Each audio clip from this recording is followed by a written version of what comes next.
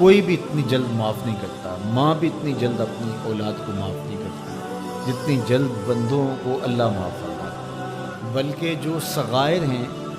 وہ تو بغیر توبہ کے ہی معاف ہوتے ہیں۔ فرمایا کہ جب تم وضو کرتے ہو تو اعضائے وضو کے گناہ جھڑ جاتے ہیں وضو سے، اور ہمیں پتہ بھی نہیں ہوتا۔ بہت سارے صغیرہ گناہ ایسے بھی ہیں کہ ہم ان صغائر کا ادراک بھی نہیں کر پاتے، لیکن وہ ہمارے سے جڑے ہوئے ہوتے ہیں، اور اسی طرح جب وہ ہمارے سے جھڑتے ہیں تو ہمیں ادراک بھی نہیں ہوتا کہ وہ ہمارے ساتھ جڑے تھے اور ہمارے سے دور بھی ہو گئے اور ہمیں پاک صاف کر دیا۔ ایک نماز سے دوسری نماز تک کا وقت درمیان کے اندر ہونے والے گناہوں کا کفارہ ہے۔ ایک جمعہ دوسرے جمعے تک، ایک رمضان دوسرے رمضان تک گناہوں کا کفارہ ہے۔ تو یہ اللہ کی کرم نوازیوں کے رہا، بلکہ فرمایا ہم نے تم کو جو بڑے گناہوں سے منع کر رکھا ہے، اگر تم ان گناہوں سے اپنے آپ کو بچا لو تو ہم اس کے صلے کے اندر تمہارے چھوٹے گناہ ویسے ہی معاف کریں گے۔ ایک تو ہے کہ تم وضو کرو گے تو جھڑیں گے، ایک تو یہ ہے کہ تم کچھ اعمال کرو گے تو اس کی برکت سے یہ گناہ ساتھ جھڑ جائیں گے، لیکن اگر تم بڑے گناہوں سے بچتے رہو گے تو ہم تمہاری اس بات کا اعزاز تمہیں دیتے ہوئے کہ تمہیں اللہ کے حکم کا پاس ہے اور تم بڑے گناہوں سے بچ رہے ہو، اور جو چھوٹے گناہ تم سے سرزد ہو گئے ہم اس بڑے گناہ سے بچنے کی وجہ سے وہ ویسے ہی تمہارے سے ہٹا دیں گے، تمہیں صاف کر دیں گے۔ یہ کتنی کرم نوازی ہے۔ اور اگر تم نیکیاں کرتے ہو تو نیکی بھی تمہارے گناہ کو مٹا دیتی ہے۔ اللہ کے محبوب علیہ السلام نے جو 3 وصیتیں کی تھی تو ان میں سے ایک وصیت یہ تھی کہ گناہ تم سے سرزد ہو جائے تو اس کے بعد تم نیکی کرو، کیوں؟ تم ہوہا، جو نیکی ہے وہ گناہ کو مٹا ڈالے گی۔ یہ کیسا اس کا الوہی انتظام ہے کہ ہمارے گناہوں کو مٹانے کے لیے کتنے سامان رکھے۔ چھوٹے گناہ سرزد ہو گئے ہیں تو وضو کرنے سے، نماز ادا کرنے سے معاف ہو گئے، صدقہ کرنے سے معاف ہو گئے، کسی کو مسکرا کر ملنے سے معاف ہو گئے، رستے میں پڑی ہوئی چیز ہٹا دی تو اس سے معافی ہو گئی، دروشی پڑا تو گناہ معاف ہو گئے اور خطائیں دھل گئیں اور درجات بلند ہو گئے، اور نیکی کی تو ساتھ گناہ بھی معاف ہو گئے۔ تو باقی رہی بات کہ کبیرہ گناہ، بڑی بڑی باتیں،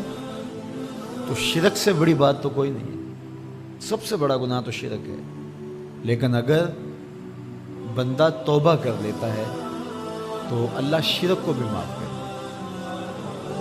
ایمان شرک سے برات کا اظہار ہے تو شرک بھی معاف ہے، ورنہ شرک معاف نہیں، اور باقی کبائر بھی توبہ سے، رجوع اللہ سے معاف ہو جاتے ہیں۔ یہ کتنی اس کی کرم نوازیوں کا رنگ ہے کہ اس کے حضور جب آپ آ جائیں اور اپنی معذرت پیش کر دیں تو وہ بندے کو شرمندہ نہیں کرتا کہ تم نے یہ کیا۔ جب بندہ کوئی جرم کر بیٹھتا ہے، کسی سے زیادتی کر بیٹھتا ہے اور حقیقی زیادتی ہوتی ہے، تو پھر اس کے پاس جاتے ہوئے ڈرتا ہے کہ اس کا رد عمل کیا ہوگا، میں نے یہ زیادتی کی، واقعتاً زیادتی کی۔ اب اس کا سامنا کرتے ہوئے ڈرتا ہے کہ جب میں جاؤں گا معاف کرے گا نہیں کرے گا، دونوں امکان ہوتے ہیں۔ پھر معاف کرے گا تو کتنا رگے دے گا، مجھے کتنا احساس دلائے گا، اور اس کے بعد معاف کرے گا،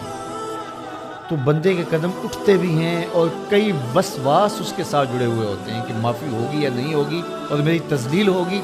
یا میری کیا صورتحال ہوگی، کسی سے بھی معافی مانگتے ہوئے۔ اسی لیے لوگ اڑ جاتے ہیں، بعض اوقات وہ جانتے بوجھتے ہوتے ہیں کہ ہم نے یہ زیادتی کی ہے، اپنے بھائی کا دل دکھایا ہے، حق مارا ہے، زیادتی کی ہے، لیکن وہ اس احساس سے بچنے کے لیے تو پھر آہستہ آہستہ آہستہ آہستہ وہ اس کے عادی ہو جاتے ہیں۔ لیکن آپ اور میں گناہ کرتے ہیں، تو گناہ کرنے کے بعد جب خیال پیدا ہوا کہ معافی مانگنی چاہیے، تو جب ہم وضو کر کے قدم اٹھاتے ہیں توبہ کے لیے تو ہمیں کوئی ایسا وسوسہ نہیں ہوتا کہ وہ معاف نہیں کرے، بلکہ حضرت داتا گنج بخش علی حجویری علیہ رحمہ کشف المعجوب میں ایک بزرگ کا قول نقل کیا کہ جس نے توبہ کی اللہ نے اسے معاف کر دیا۔ تو پھر ایک دوسرے بزرگ کا قول پیش کیا، کہا نہیں ایسا نہیں ہے کہ جس نے توبہ کی اللہ نے اسے معاف کر دیا، بلکہ یہ ہے کہ جس کو اللہ نے معاف کرنا تھا اس کو توبہ کی توفیق دی۔ وہ خود کہتا ہے نا کہ توبوا الی اللہ، میری طرف آؤ، رجوع کرو